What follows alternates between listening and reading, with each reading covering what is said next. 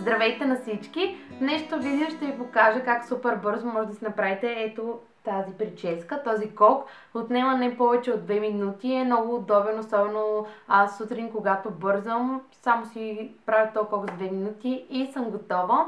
Хубавото при него е, че седи еднакво добре, дори когато косата ми е много къдрава, защото в момента е малко по-изправена. Ако искате да видите как седи на много къдрава коса точно тази прическа, може да погледнете видеоклипът ми, в който обяснявам различната употреба на различните четки.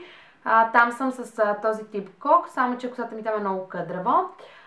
По принцип, вдъхновението ми и идеята ми за тази прическа дойде от тази снимка на Лаурен Конрад.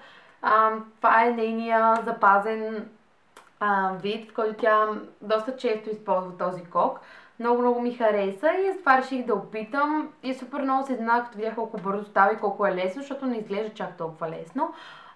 Използвам така от тези гъби за коса, не знам как се наричат.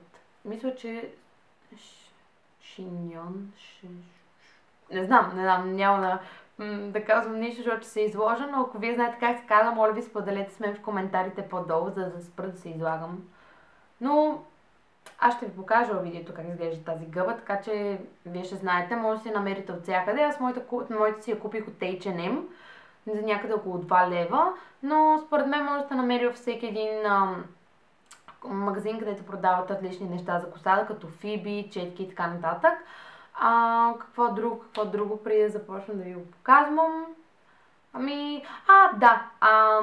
Ако нямате възможност да си купите точно тази гъба, не може да я намерите или просто не ви се дават пари, има един вариант, с който може да си направите сами такава гъба от чорап. Знам, че звучи малко странно, но ако искате да ви покажа как да си направите тази гъба от чорап, ми оставете коментар по-долу и ще направя пост или видео в блога ми и ще го пусна, за да видите как може да си направите. Така че без повече приказки, нека да започваме и надявам се да ви хареса и чао, до скоро! Първата стъпка, която трябва да направите, е да вържете косата си на висока опашка. Опитайте се да загладите косата колкото се може по-добре, но не се притеснявайте, ако има някакви неравности, защото все пак това е ежедневна прическа, която не изисква особено голяма прецизност.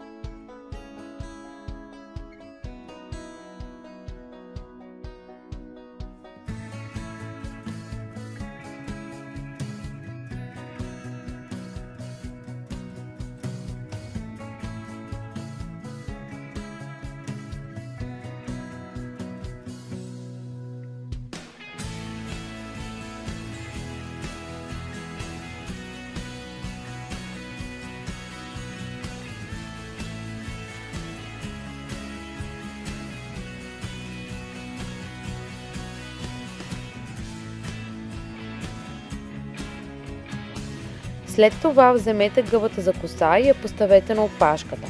Разпределете косата около самата гъба, като се опитвате навсякъде да е равномерно. След като сте готови с това, започнете да увивате косата около гъбата, като в същото време я подпъхвате под нея. Ако искате, още тук може да започнете да я защипвате с фиби, но аз предпочитам да направя това накрая.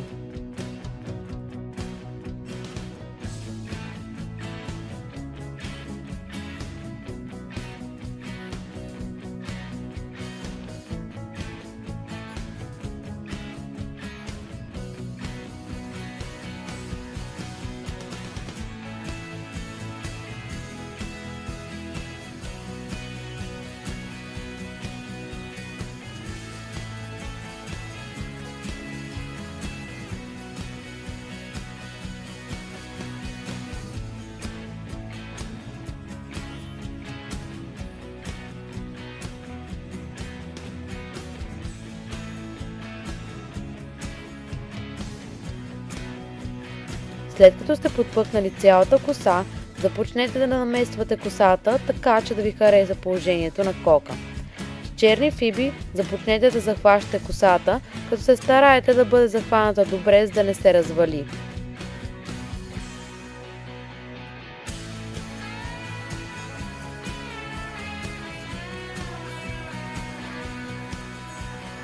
Това е много лесна прическа, която може да ви спаси в дни, в които косата ви не е в най-добрата си форма.